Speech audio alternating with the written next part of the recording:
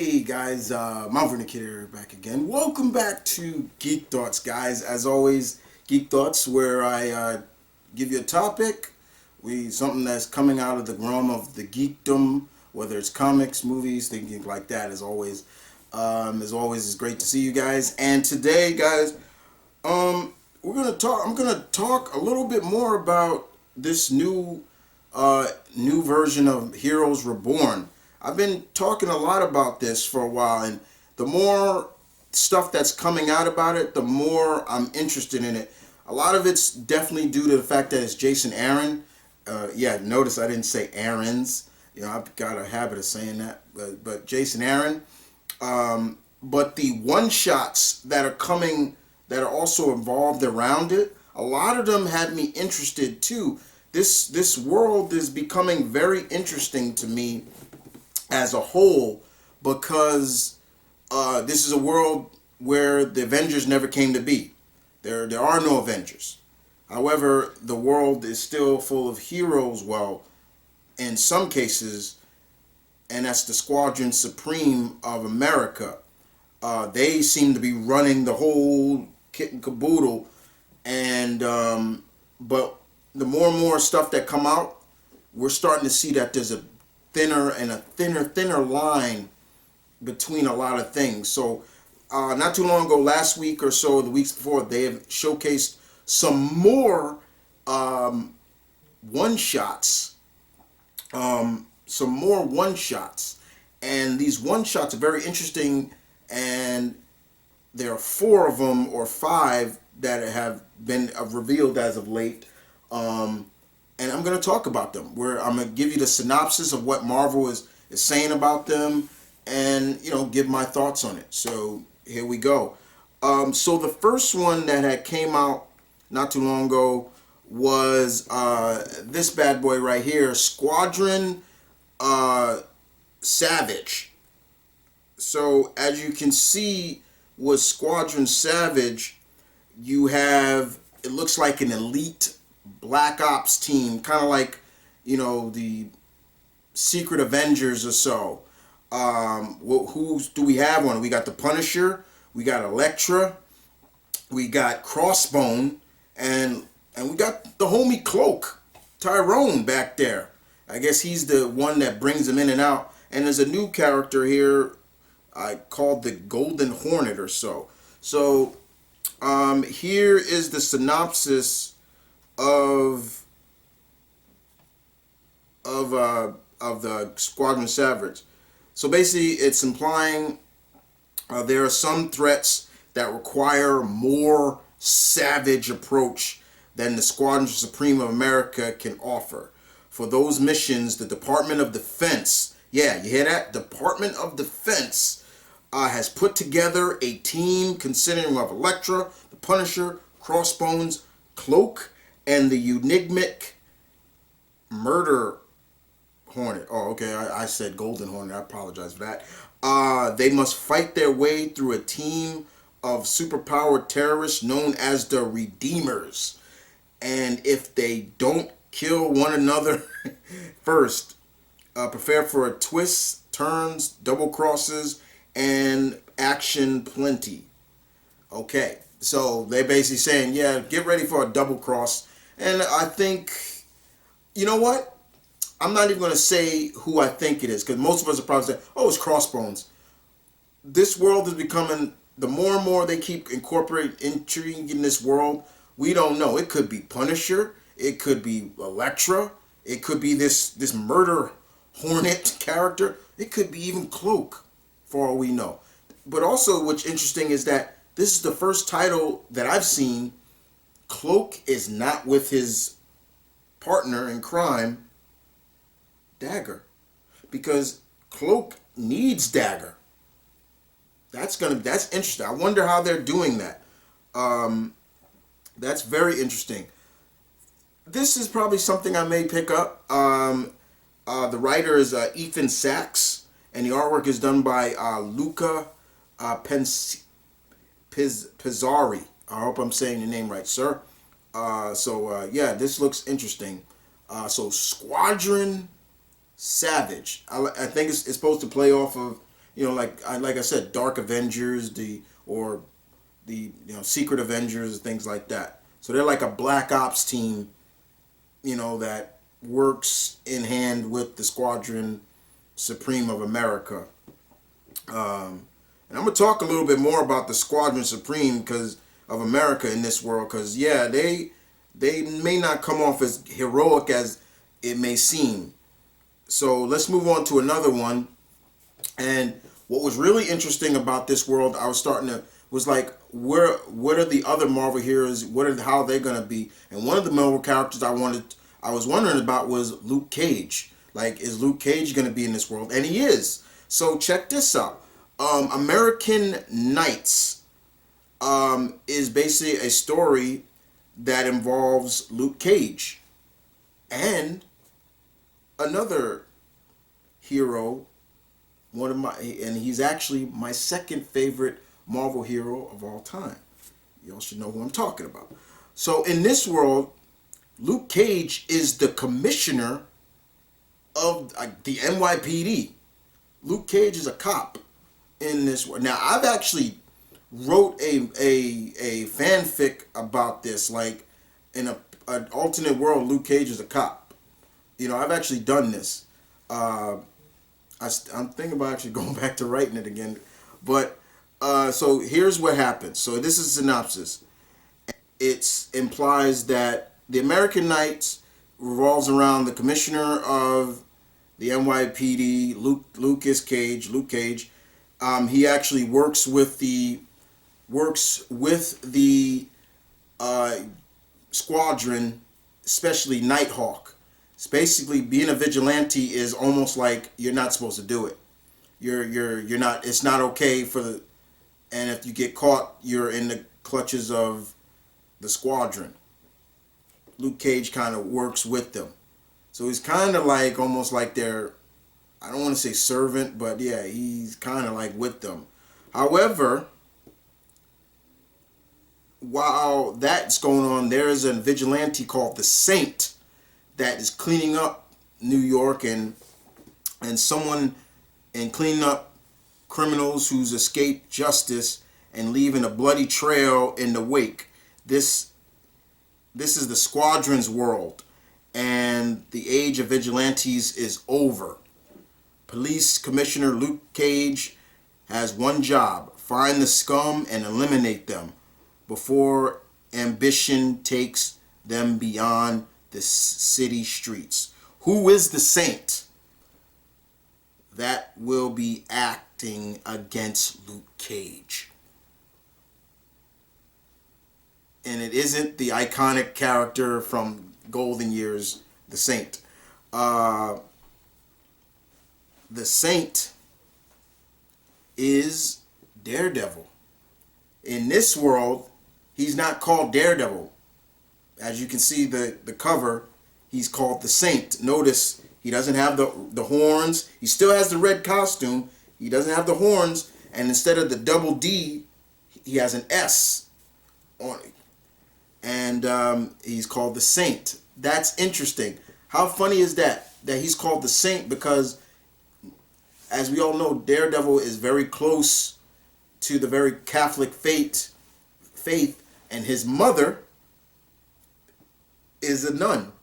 So it's kind of cool. This is interesting too because, you want to switch some things up. You don't. And that's the beauty part of doing like alternate universes. Not everybody should be the same in the original universe that's happening. In showcase in a different universe. In this universe, vigilantism is like you can't do it because the Squadron Supreme of America got it locked. And once again, every one of these one-shots continue to expose or make you realize that maybe the Squadron is not as noble as they plan to be. And it's very interesting. But yeah, it does involve Nighthawk, who is like the equivalent of Batman. And we got more, so I'm going to keep going. So that was American Knights, kind of playing off of Marvel Knights. The next one, and this is really where I'm telling you to really think about what I'm saying because of the squadron. The next one's called Weapon X and Final Flight, not Alpha Flight, and there's a reason for it. So, this one is written by Ed Brisbane. I know him. I've met him a couple of times. Nice guy. And check this out. So here's the synopsis of this one. In the world without the Avengers, the Squadron Supreme protects and defends the interests of America. Let that sink in for a minute. The interest of America.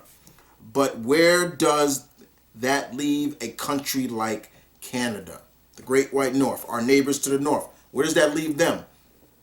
The Great White North is now, in this world, is a wasteland. Their forests are scorched. Their province and annexed. Their people barely surviving. Who will stand and protect them for this of the supremacy of the squadron, Weapon X, and Final Flight? That's who. The Heroes Reborn. The Heroes Reborn version of Wolverine leads the only remaining members of Alpha Flight and is seeking revenge against their enemies, the Squadron Supreme of America. After a battle between the two, Canada is left in ruins. Alpha Flight's roster has been depleted and millions of Canadians killed.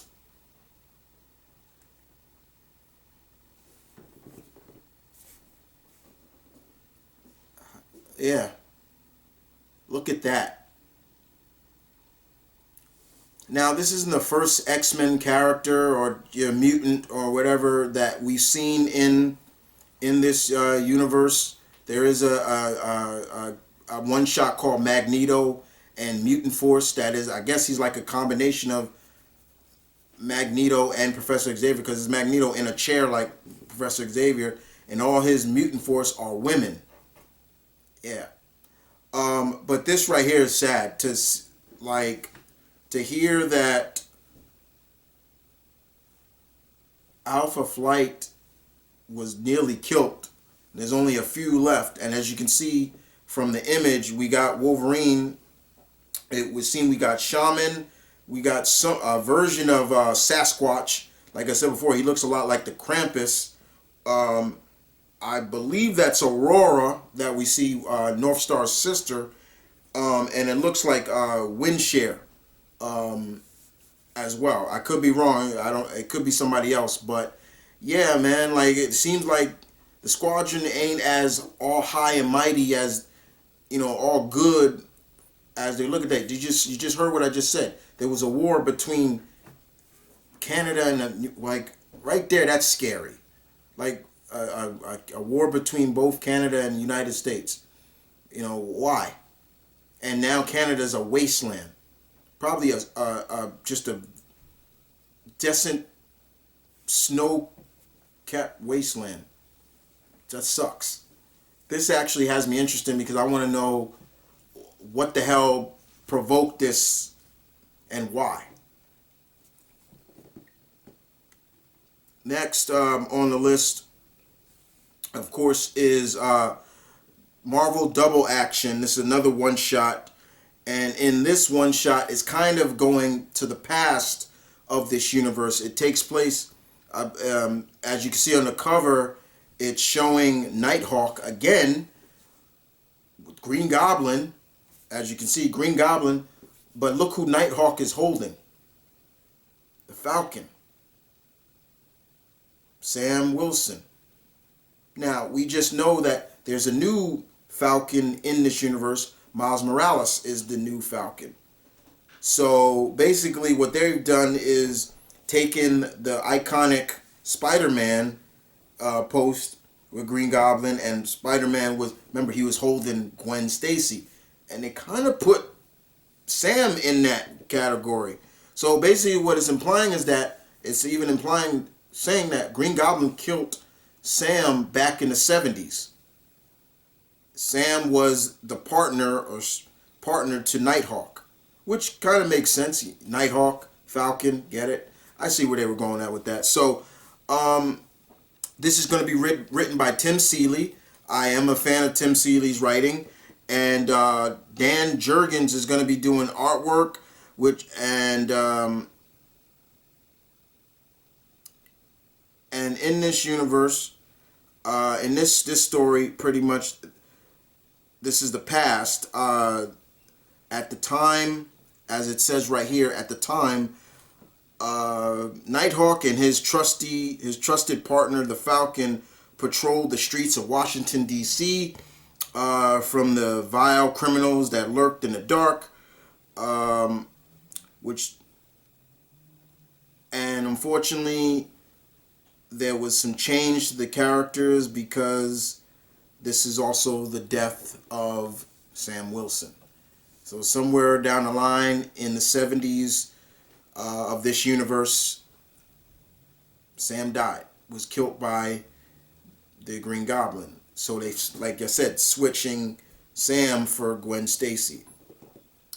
This seems interesting because it makes you wonder, like, okay, being that there is no Spider-Man in this world, no Spider-Man.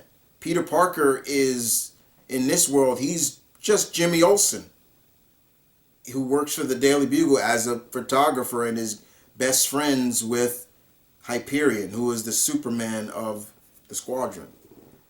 I've said my piece about that. I don't really like that too much, that he's just that. I don't like that. And the last one that came out was Night Gwen. There is a Gwen in this world. So in this world, Gwen, I guess, never died, or she never met Peter Parker, and so basically, Vita Ayala is doing the writing, as well as Pharaoh Karami is, I think he's doing the artwork as well. So what this is that her real name is Nightbird. They're just saying Night Gwen. Her name is Nightbird, and she's also another partner to Nighthawk. So basically, they really are pulling the Batgirl routine big time now. So she is, her real name, well, we all know her real name, but she's actually a doctor. She works as a doctor. During the day, Dr. Gwendolyn Stacy is Ravencroft's Asylum's most prominent psychiatrist. So basically, she's kind of like Dr. Kafka, but also, I guess you could say, Harley, in a sense. They kind of flipped it too. Like she's also got a mixture of Babs in there. However, by night, she transforms into a high-flying vigilante known as Nightbird. The Hero Reborn one-off explains how Gwen became a hero in this alternate reality, and exactly why Kyle Richmond, aka Nighthawk, has to do with her origin, and as Nightbird hunts down a new menace named the Jackal. For those who don't know, Nighthawk's real name is Kyle Richmond. The Jackal. Fucking hate the Jackal. I do not like the Jackal. I hate there are a few of Spider-Man Rogue Gallery characters of that huge rogues gallery that I do not like. The Jackal is one of them. I hate the character. And yes, the Jackal has ties to Gwen, so it's really interesting. But I like this approach, as well as, once again, it's mixing characters. Like I've always said, I would love to see a story where Gwen as Ghost Spider or Spider Gwen, whatever, met Babs, because they would have so much in common with each other. Both of their fathers are cops. They are heroes in their own eyes. None of their parents know what they do. Yeah. No, no, no. I think Gwen knows. Gwen's dad, Captain Stacy, does know. I think I remember correct. Well, but you know what I mean. This approach now is very interesting too because now we're talking about her as a character called Nightbird. I like the name. It's cool. So Nighthawk in this has two partners, Falcon and Nightbird. The new Falcon is Miles Morales. So now it's starting to all become together now with these one shots, and I like them. I know a lot of people are comparing this Heroes Reborn 2021 to Future State, and if it is, why should we be any like surprised? These two companies, as good as they are, they get inspired by each other. I don't care what anybody says. Oh, they're copying each other. They're just inspired by each other. Okay, well, they did that. Okay, we're going to do this. You know what it is. But, to me, these one-shots are getting more and more interesting, and we don't even know the full scope of the main story. Sometimes the side stories or the spin-offs or one-shots can also be good in a story. That's how I felt about with DC's. I forgot the name of the event they did, but they had all these one shots, and I loved that more than the main story. I'm forgetting what it was called right now, but I like what I'm seeing here. The more and more I'm getting more and more intrigued and interested in Heroes Reborn 2021. Yes, Marvel's doing this because the 20th anniversary of the first Heroes Reborn is coming up. And Marvel does like to do that. They love to pay homage to some of their famous events or so. They've done it for like Age of Apocalypse and things like that. So, we'll see where it goes. But a lot of these one-shots are really interest me. The Weapon X and Final Flight, really interests me because I want to know what the hell happened. That the U.S. and the USA decided to basically send the squadron to basically decimate Canada like that. What the hell? Like, what happened? American Knights interest me too because, as I'm a big fan of Luke Cage, and Daredevil, they're two of my favorite Marvel heroes of all time. And I want to know, will Luke maybe, will he go against the grain? And the double action is interesting because I would like to know the past of this world, what happened in the past. And Squadron Savage is interesting for me because I want to know like who's going to be the turncoat, who's gonna turn on a team. I know probably you all are saying, oh, it's going to be Crossbones. You never know. They may flip it and say, oh, it's Cloak that did it, or it's Elektra. Who knows? But with that being said, guys, hope you guys enjoyed this. More and more news coming out of Hero Reborn 2021 with these interesting more one-shots.